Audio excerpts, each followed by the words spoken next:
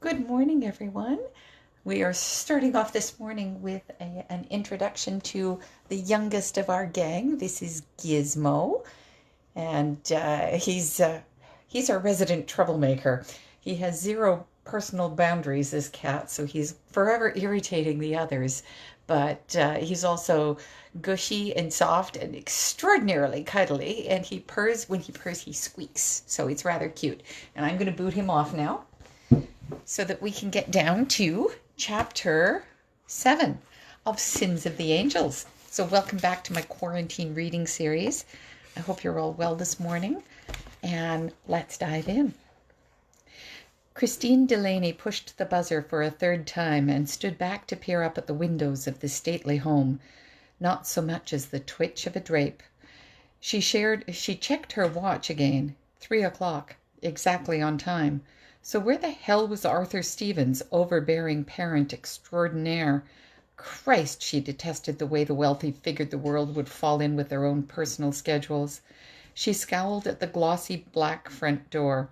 She should never have agreed to drive all the way out to Oakville to take down the moron's statement, just so the staff in his downtown office wouldn't know about Daddy's difficulties with his son. It would have been so much more sensible to have the Halton Regional Police Service do the interview for her. Oakville fell within their jurisdiction, after all. She gave a soft snort. Maybe she was the moron, not Stevens.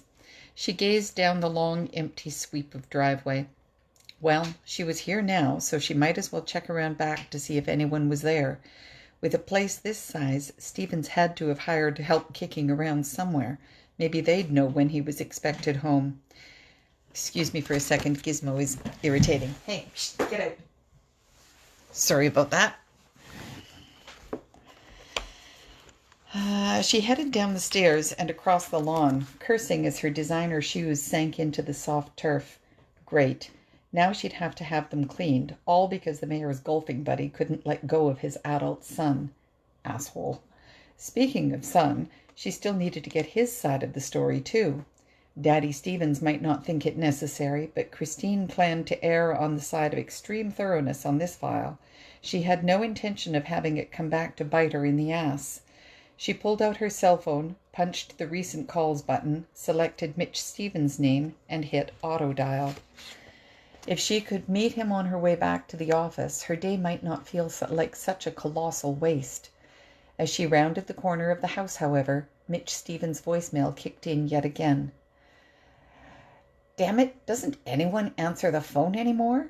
Christine waited for the tone and left another message, terser than the first two.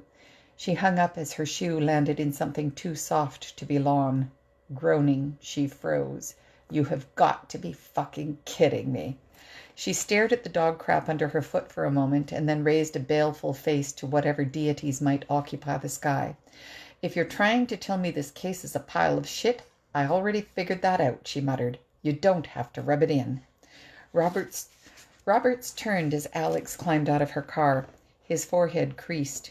What happened to you? He asked. You see that ghost again? Alex recoiled from her staff inspector's ill-chosen words. Her hand, still quivering from its encounter with Trent, tightened its grip on the top edge of the driver's door. I'm fine. You don't look it. Alex shrugged off his concern and reached into the car for the sunglasses she'd left on the dash. A hot wind, scented by exhaust fumes from the city 4 stories below, gusted across the rooftop parking lot and lifted the hair from her neck. Trent got out on the other side of the car. Alex eyed his stiff posture, turned her back on him, and slid her sunglasses into place on her nose. Roberts raised an eyebrow. Something I should know about? Still smarting from the dressing down she'd received in the staff inspector's office, Alex shook her head. Nothing more than already discussed. Roberts grunted and turned back to the scene. So, has the circus started yet? Alex knew he referred to the gathering of media she'd come through on the street below. She slammed the door and joined her supervisor beside the coroner's vehicle. The sun's harsh rays radiated back from the concrete at her feet, and a trickle of sweat slithered between her shoulder blades. 4 more than I counted last night, including CNN. They've set up for live broadcasting this time. Fucking hell. Alex turned her attention to the tarp-covered victim. In his cryptic phone call, Roberts had said the body looked to have been there for about a day, which meant it had been out in the rain and the scene had likely been washed clean. Again. She looked askance at her staff inspector. "We're sure it's the same guy?" "We're sure." That put the count at 3 in the last 24 hours. Their killer was escalating. Alex heard the scuff of a shoe against concrete and braced for Trent to join them. They hadn't exchanged a word since she'd told him the subject of Robert's phone call. 18 minutes to maneuver through traffic, and not a word, not a glance. Only a cold anger emanating from him like the chill from an iceberg, defying the day's heat.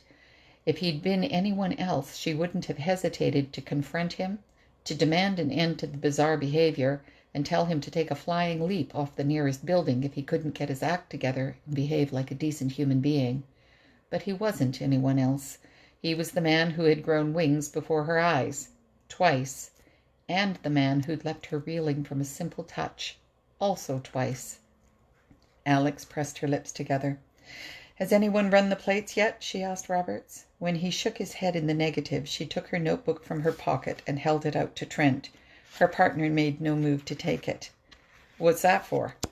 "License plates. All the cars on this level." She saw a muscle twitch in Trent's jaw, but she refused to back down. She continued holding out the notebook, silently defying him not to take it, and at last he reached out a hand.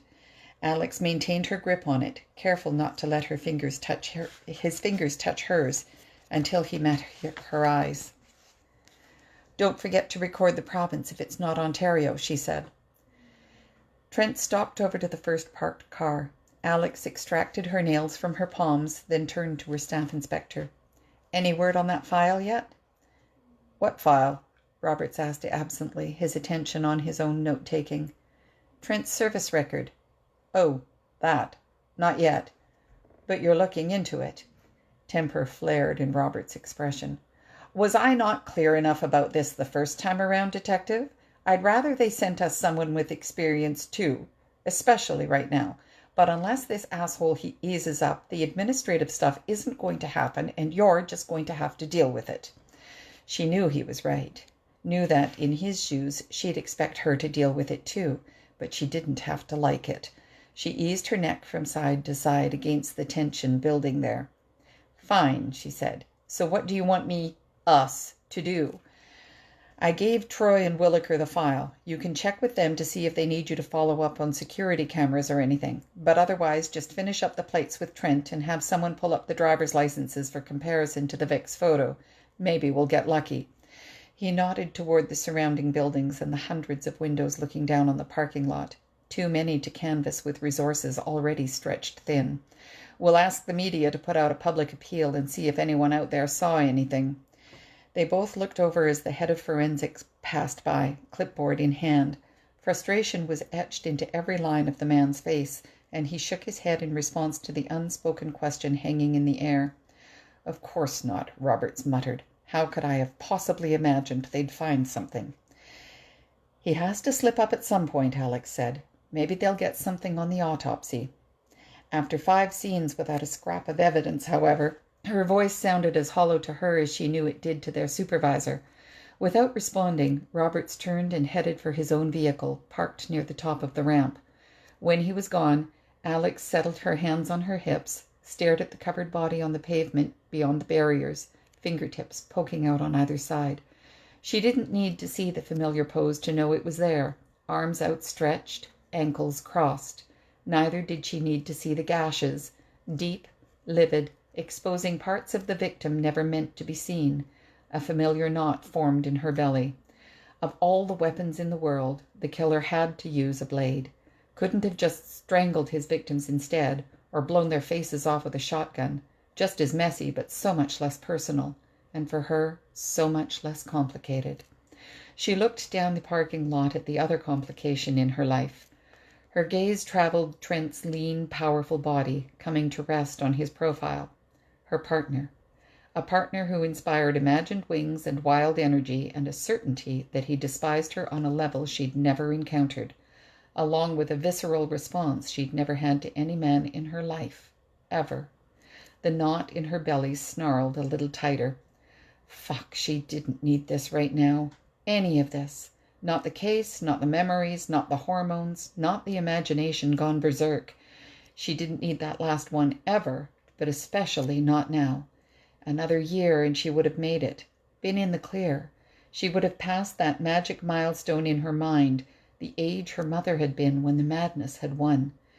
She could have begun to relax, to believe that maybe she wouldn't be the same after all, that she wouldn't inherit the voices, the delusions, the insanity.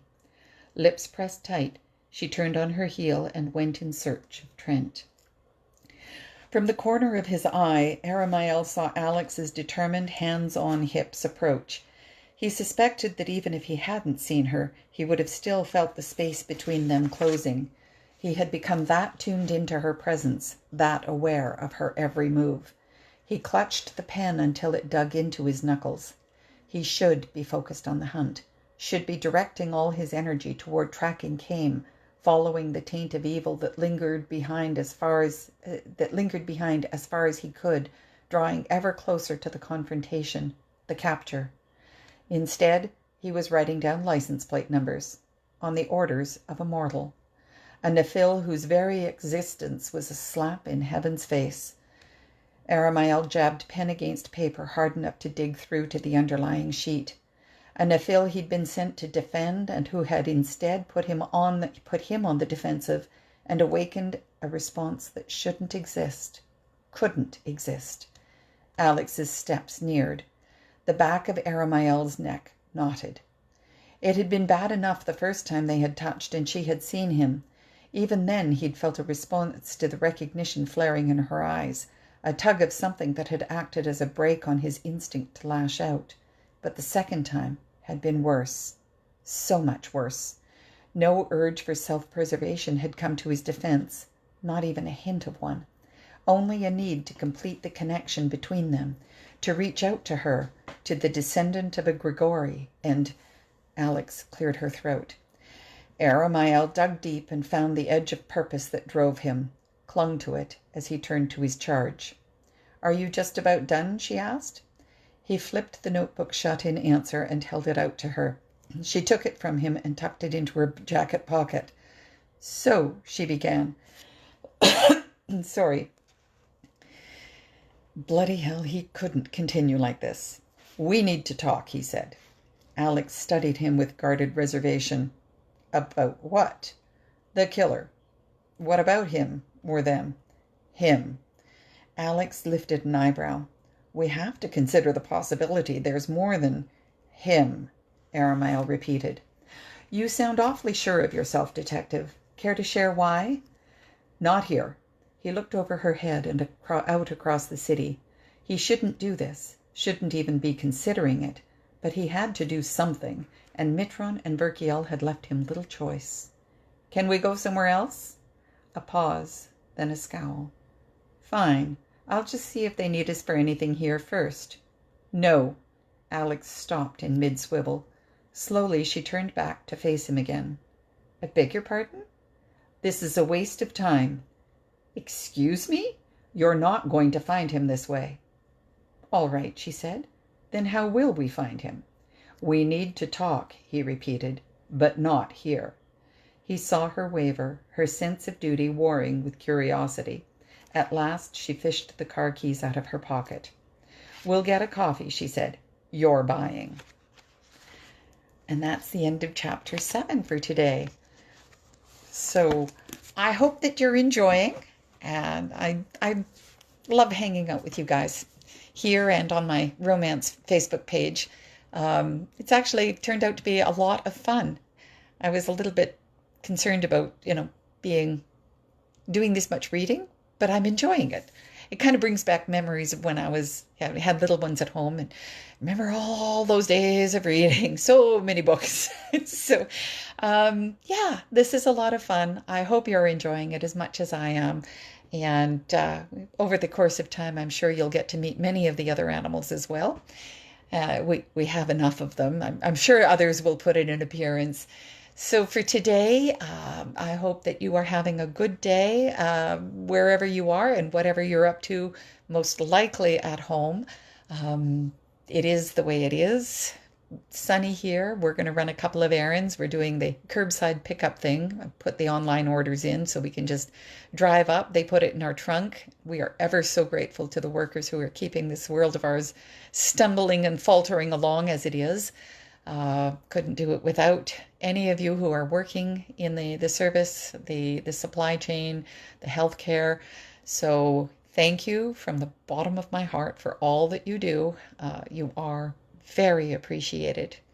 And on that note, I hope everyone has a really good Saturday. I will be back tomorrow. I know it's Easter Sunday, but it's not like I'm going anywhere. So I will be here at 8:30 tomorrow morning, and I hope to see you then. Take care and have a great day. Bye.